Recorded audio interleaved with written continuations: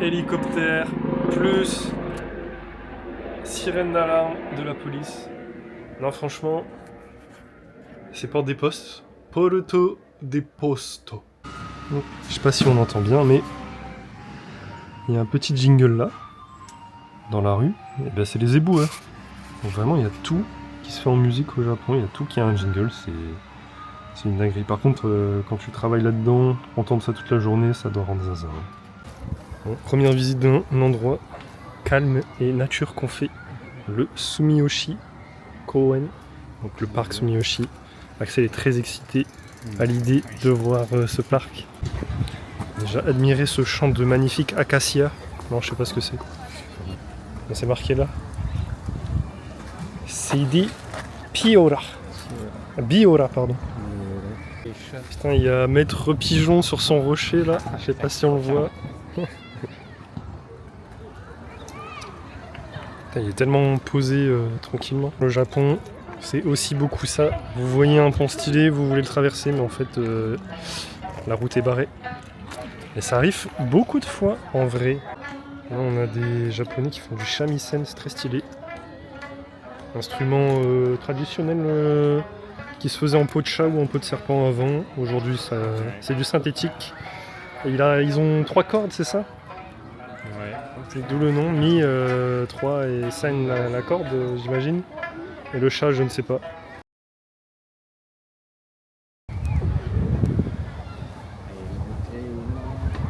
Putain, on pourrait camper ici, mais il n'y a pas de poisson. Bah ouais, hein. Beau panorama. Alors, le parc est beau, il est tout petit. Parce qu'il y a une bonne partie qui est allouée à des terrains. Là, on voit du foot. Derrière, il y a du yakyo, du baseball. Là-bas, c'est le coin famille où il y a des chapiteaux et barbecue, tout ça. Mais franchement, sinon, il y a de beaux petits passages. Et là, on va du coup dans un temple qui est juste en face du parc où on était il y a 5 secondes.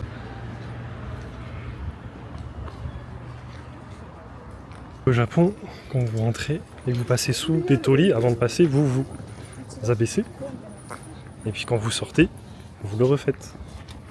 Et surtout, vous passez pas au centre, parce que c'est réservé aux dieux. Donc les mortels, c'est sur les côtés. Et donc ce temple, est connu pour ce pont, je crois, qui est en effet plutôt pas mal. Style.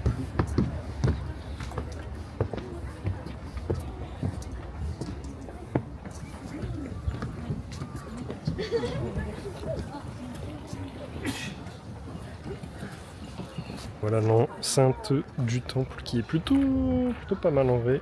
Bon, surtout parce qu'il fait très beau, mais... Et donc du coup là t'achètes un truc de bonne fortune, enfin ça dépend ce que t'as. Après tu vas l'attacher au mur là-bas. Les omikuji, ouais. C'est des tirages de bonne fortune, mais vous pouvez avoir de la malchance. Ouais. Et ici c'est le cas, c'est à ce moment-là qu'il fallait les accrocher. Ah ouais, je crois. Ouais, pour les laisser au dieu pour qu'il deal avec. Oui, ça c'est le mur des lamentations, vous accrochez tous vos mauvais présages ici. Putain, par contre c'est vraiment beau, hein. J'ai fait des temples à Tokyo déjà, mais vous écrivez vos vœux et vous les accrochez. Donc à la différence des omikuji, ici c'est vous qui écrivez. Et les gens dessinent des trucs stylés. Just do it. BTS no Chekato. C'est rare. Ouais, là je pense qu'il y a déjà des trucs prédessinés, hein, ça se voit. Ouais, les chevaux. Puisqu'on voit toujours les mêmes patterns. Mais des fois il y a des gens qui dessinent eux-mêmes. Un petit peu comme là. Voilà, et même si vous parlez pas japonais, c'est pas grave, vous faites comme lui. Ah, là vous voyez les cordons comme ça, avec les papiers blancs, ça veut dire que un dieu a élu résidence dans cet arbre. Et donc il est sacré, parce que c'est la demeure d'un dieu. Dans le Shinto, hein, on parle évidemment. Une annonce pour nous dire qu'il est bientôt 5 heures et qu'il vous faudra partir. Il y a des meiko. Je prends les touristes en vidéo et en photo pour être subversif et dire qu'en fait c'est eux les œuvres d'art. Ouais. C'est eux le spectacle. C'est une dinguerie ce que tu fais. Non mais il y a des carpes en plus. C'est vrai que c'est des tortues. Et des koi. Ouais, il y a des carpe koi avec des tortues. Petite ambiance à marcher seul dans les rues là. C'est tellement paisible. Bien éclairé. Zéro bruit. Il est que 20h. Là où est le Airbnb, c'est beaucoup plus animé. On dit souvent que le Japon, oui, ils font pas de vagues les Japonais, ils sont silencieux. Et que nuni, hein, dans notre quartier, ça passe en mobilette à fond, ça klaxonne, ça rigole à toute heure, ça crie, c'est vivant quoi. Franchement, c'est pour des postes. On se sent comme à la maison. Là j'avoue, ça change de fou le calme.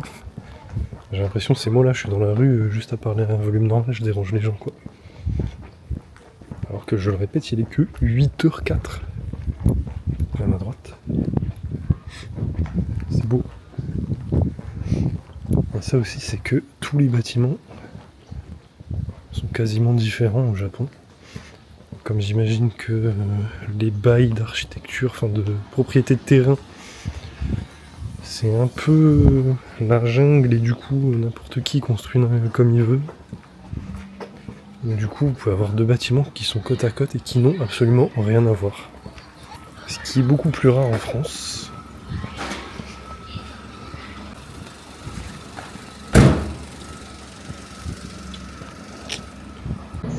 Je vous montre ça, hein. Retirer de l'argent au Japon. Le petit bruit là, on en a parlé dans l'autre. Je sais pas si on entend bien le petit bruit là. Déjà il y a l'interface en français, truc de fou.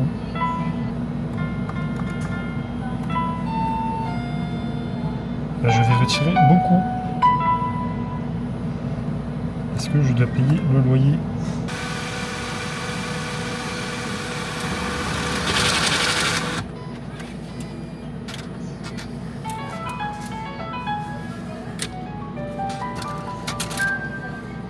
Et voilà, petit restaurant de udon en compagnie de Axel.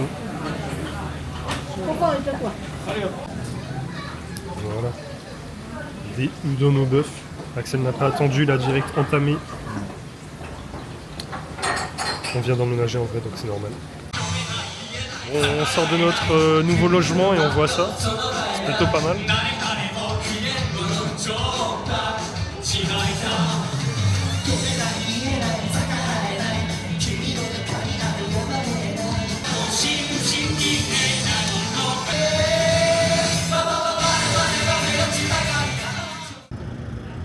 Il y a une station de métro qui mène au château d'Osaka. On voit le château au loin qui trône la ville, qui surplombe la ville. Et donc c'est aussi un parc avant. Là on n'est pas encore rentré dans à l'intérieur. Mais il y a déjà pas mal de gens. Il y a un Lawson avant l'entrée, un Starbucks et un autre truc. Et je me dis, mais les loyers ici doivent être exorbitants, Axel. D'accord. Les loyers ici doivent être exorbitants. Ouais. On pensait qu'il y avait une queue de fou pour entrer au château, mais en fait non, c'est pour un groupe. C'est un groupe qui vend ses CD du merch à l'entrée du château. Et il y a plein de gens. Regardez, Axel dans son milieu pas naturel. Il a l'air terrorisé. Oh mon Dieu, il s'approche de nous, il nous a vus. Magnifique escalier. On n'a pas ça en France. C'est du jamais vu, cette technologie, cette technique. C'est mignon ces petits bancs là. Mais je sais pas pourquoi j'adore leur forêt aménagée.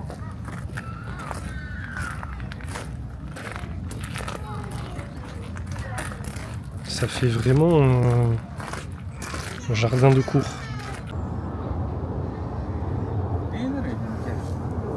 Ça, avec le reflet de l'eau là, c'est magnifique.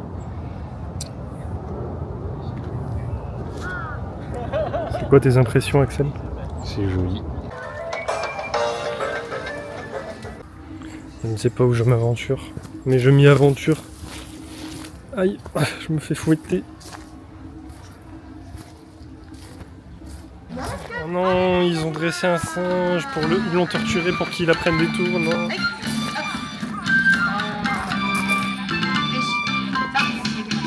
Oh le pauvre. La vraie star, c'est ça. Ouais. Faut retourner la caméra pour voir la vraie star. Putain, c'est vrai.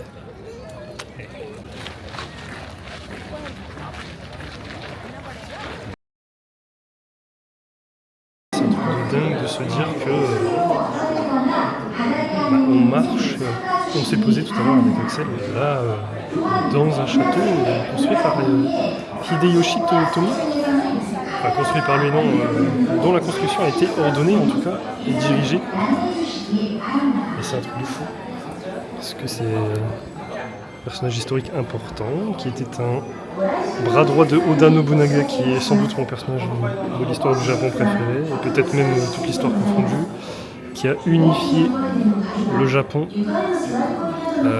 pendant l'ère Sengoku, donc l'ère des guerres, on pourrait dire, du pays en guerre, qui n'était qu'une succession de batailles assez violentes, avec beaucoup de morts, de villages détruits, entre les différents clans. Oda Nobunaga, qui venait du clan Oda, du coup, de la région de Owari, je crois. Pas loin de Osaka, il me semble. Il faudra vérifier. Quasiment personne qui le soutenait au début. Il a fini par unifier le pays parce qu'il gagnait les batailles les unes après les autres. Parce qu'il avait beaucoup d'audace et parce qu'il utilisait aussi les arquebuses à foison. Et il s'en foutait de l'honneur, là où ses adversaires, ils y croyaient encore. Là, on est quasiment sur le toit et moi j'adore. J'aimerais trop pouvoir aller en haut, mais malheureusement, on n'a pas le droit. Mais bon, quand même très content d'être là. C'est quand même un truc historique de fou. Mais j'avoue que l'exposition en elle-même, elle est pas folle, parce que c'est surtout des parchemins de lettres de personnages plus ou moins importants. Bon, il y a celle de Hideyoshi, donc c'est important. Il y avait même Ieyasu à un moment. Donc Ieyasu Tokugawa, celui qui va établir l'ère Edo en 1600, après la bataille de Sekiragara. Non, c'est une autre, je pense.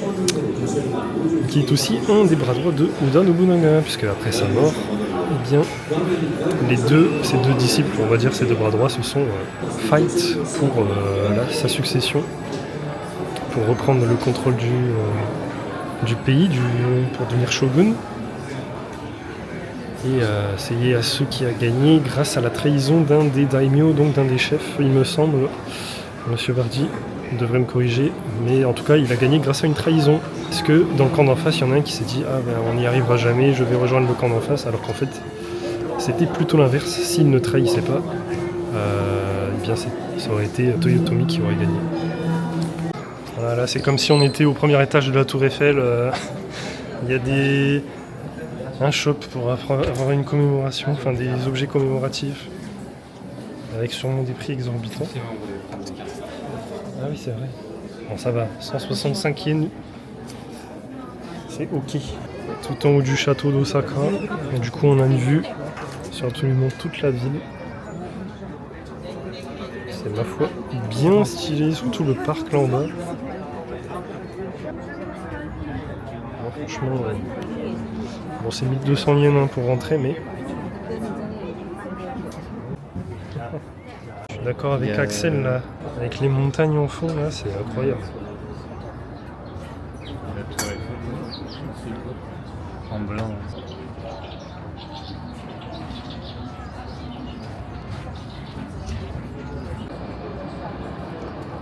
C'est beau.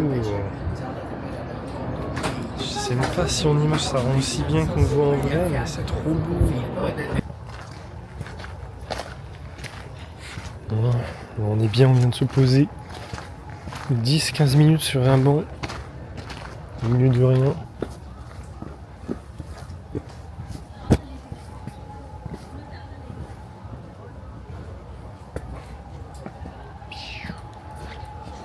Regardez ce BG là, il sourit tellement bien.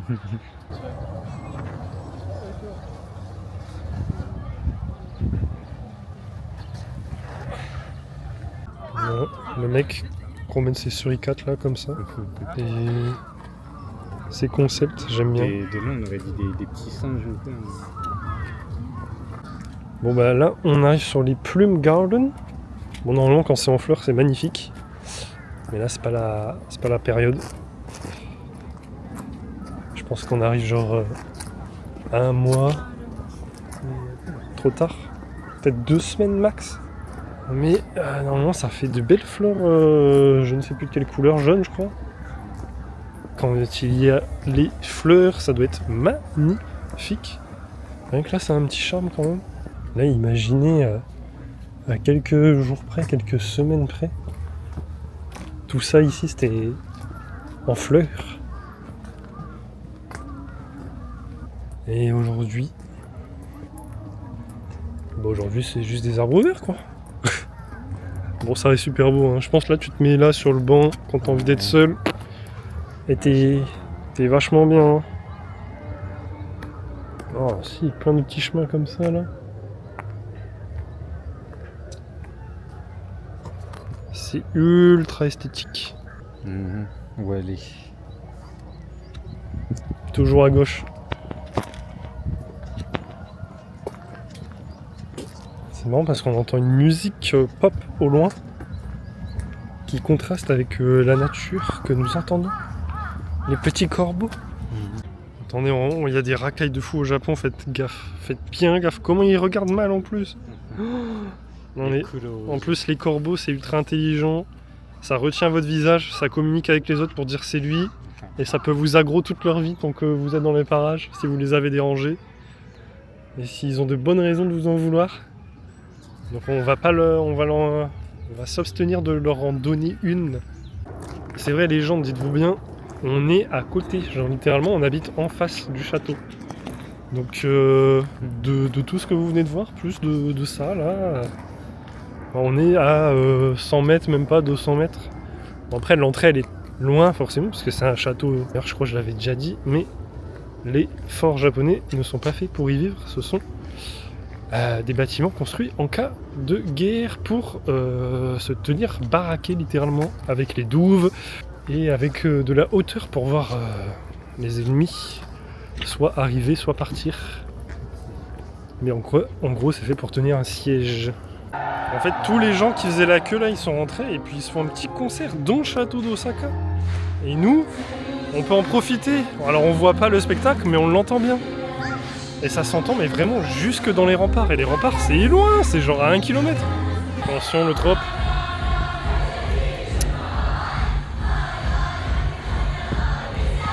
C'est du lourd, hein. Petit room tour de Bonvie avec Axel. Donc ça, ce sont les parties communes. Évidemment, c'est encore en travaux. En fait, tout est en train d'être fait à neuf. Et les parties communes, enfin les escaliers en fait, sont la dernière chose qui vont être refaites. Ça, en fait, c'est sur 4 étages. Ça, c'est un lavabo du deuxième, pardon, où moi je suis. Avec un toilette et un urinoir. Bon.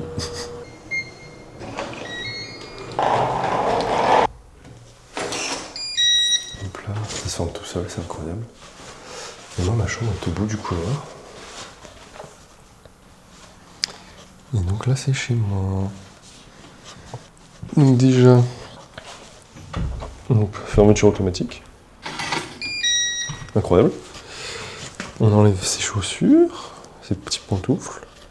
Alors, les tapis normaux, trop cher. Les tapis de toilette, 2 fois moins cher pour le même effet. Du coup, j'ai pris ça. Mes superbes pantoufles, évidemment. J'ai mon propre frigo. En fait, ma chambre, c'est un long couloir, on va dire. Il y a 12 mètres carrés, il me semble. Un haut plafond. Ça, je suis content aussi. Bon, le sol est misérable. Je le déteste, le sol. Il est très laid. J'ai mon chez moi. On a trouvé ça assez rapidement. Le fait que tout soit refait à neuf, là, c'est trop bien. Donc évidemment, j'ai la clim. J'ai une chaise de bureau et un bureau, sachant qu'à la base, J'avais un canapé ici et une table basse là, mais j'ai demandé si je pouvais changer pour justement ça. Et le gérant a accepté, ce qui est plutôt cool de sa part. Et donc j'ai un lit pareil qui est neuf. Sachant que la couette évidemment et l'oreiller sont, on va dire, de seconde main. Donc ils sont un peu usés, ils sont un peu jaunâtres à certains endroits, mais bon, c'est pas trop grave. Et si on voulait des neufs, c'était 5000 yens. Ce qui fait à peu près 28 €. Peut-être 30. Donc j'ai dit non, bah ça va aller. Surtout qu'en plus on a dû acheter la housse de couette et la tête d'oreiller nous-mêmes. Mais on est plutôt bien franchement. Ouais, moi je suis bien, ça fait plaisir d'avoir sa propre chambre. On a un petit espace de rangement évidemment. Qui va jusque là, voilà les petits bacs. Et petite fenêtre. Qui a un gros problème. Il n'y a pas de rideau et il n'y a pas de volet, donc en fait je me mange la lumière du jour, ou même juste la lumière des éclairages de nuit dans la face, ce qui est un peu chiant. On l'a vu, si on enlève la moustiquaire comme d'habitude.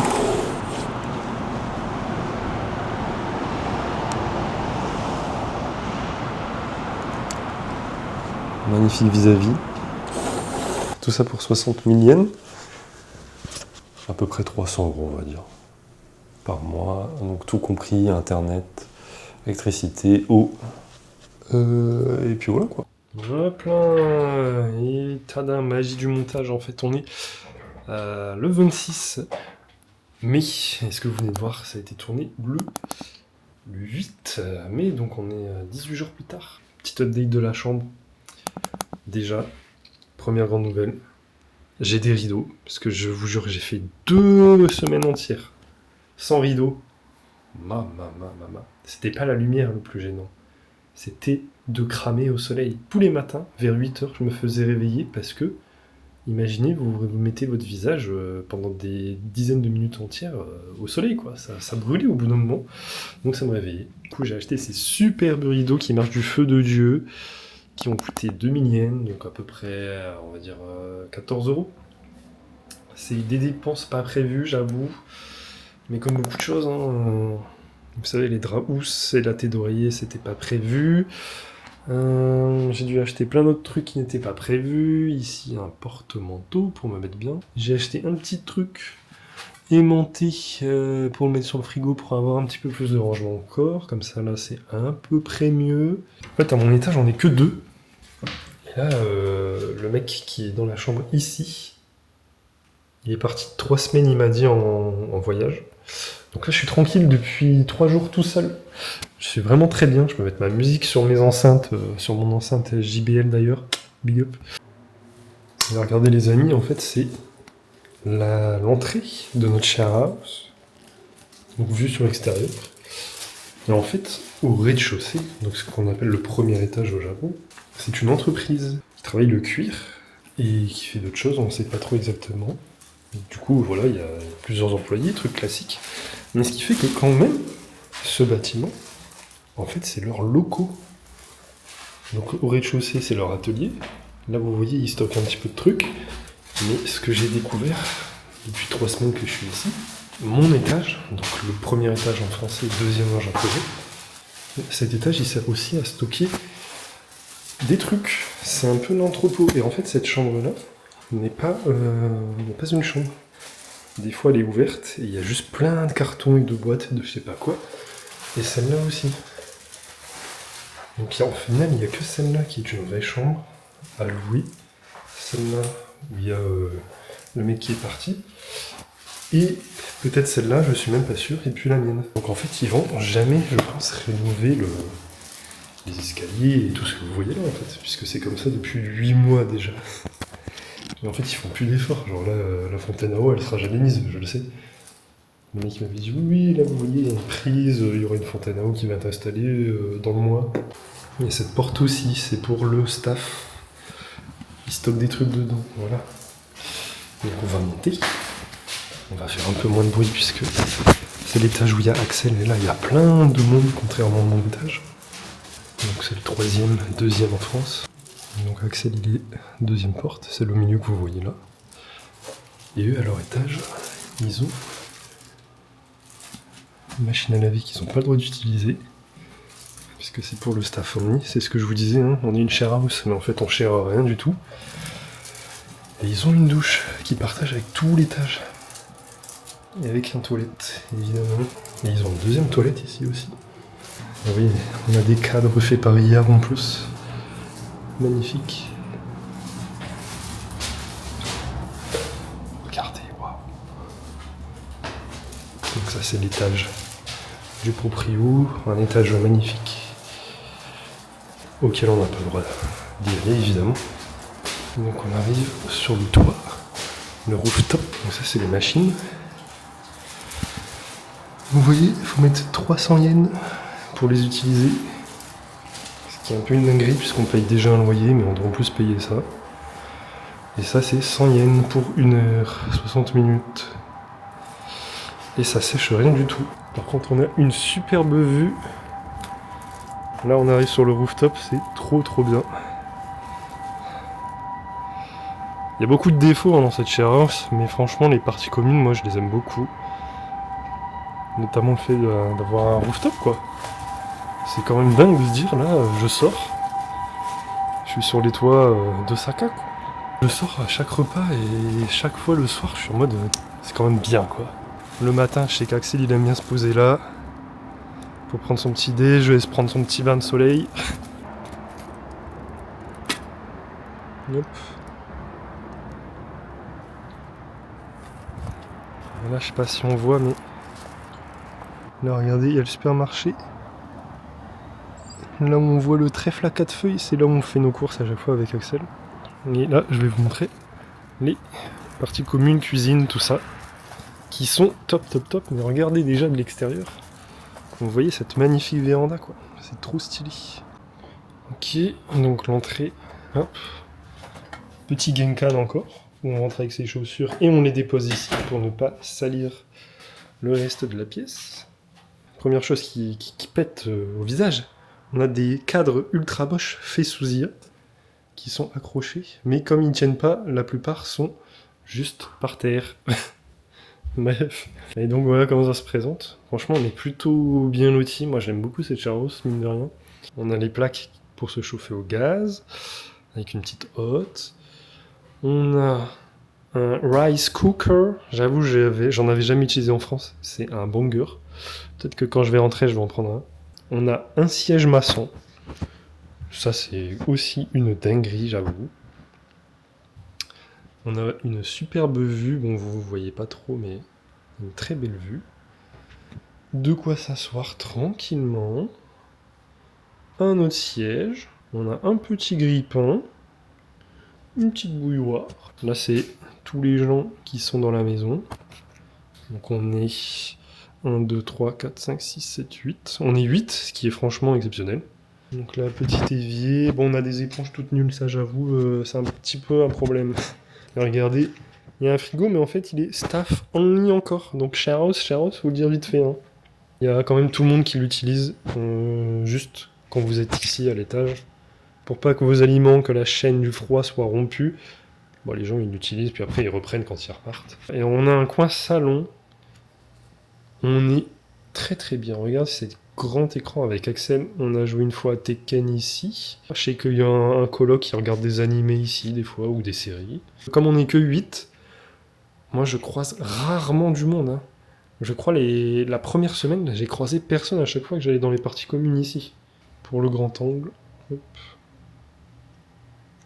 Ici, première porte, vous avez une salle de bain. Que personne n'utilise à part le propriétaire lui-même. Ce qui est curieux parce qu'elle est vraiment nulle je trouve. Bon il y a une baignoire hein, mais il s'en sert même pas. Et moi j'ai la mienne pour moi tout seul puisque les autres ils vont à celle que je vous ai montrée qui est en bas au 2e étage. Et moi j'utilise celle-ci. Donc beaucoup plus petite mais en fait on n'a pas besoin d'un grand espace. On ne peut plus classique cette douche. Avec un miroir dedans quand même, ça faut le souligner. Un miroir ici. 2 porte-manteaux, franchement il en faudrait un 3e parce qu'il n'y a rien pour poser des trucs, sinon c'est chiant.